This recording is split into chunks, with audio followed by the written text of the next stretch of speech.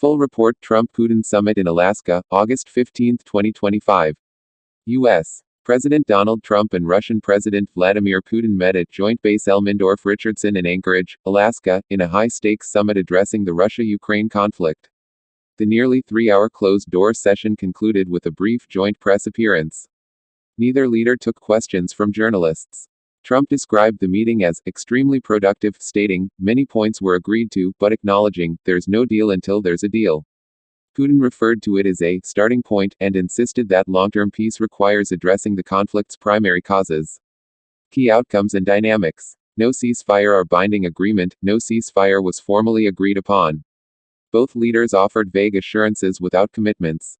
Shift in U.S. stance. Trump appeared to shift away from insisting on a full ceasefire toward broader peace negotiations, reflecting Russian framing and giving Russia strategic latitude. Diplomatic win for Putin. The summit marked Putin's first U.S. visit since the 2022 invasion.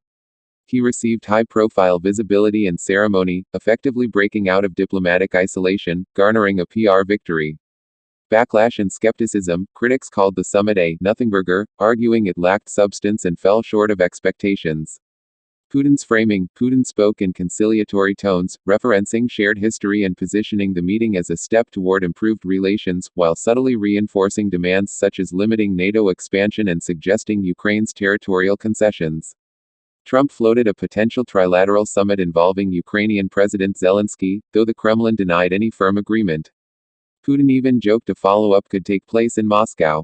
Civilian and public response. While the summit unfolded inside the base, Anchorage saw protests with locals waving blue and yellow flags in support of Ukraine, denouncing Putin's presence on U.S. soil. The Alaska summit between Trump and Putin was a moment rich in symbolism but lacking clear progress.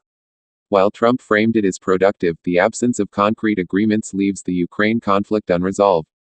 Analysts generally view the summit as a diplomatic boost for Putin, with the U.S. tone appearing more condescending toward Kyiv than adversarial toward Moscow. Thanks for watching. See you guys in the next video.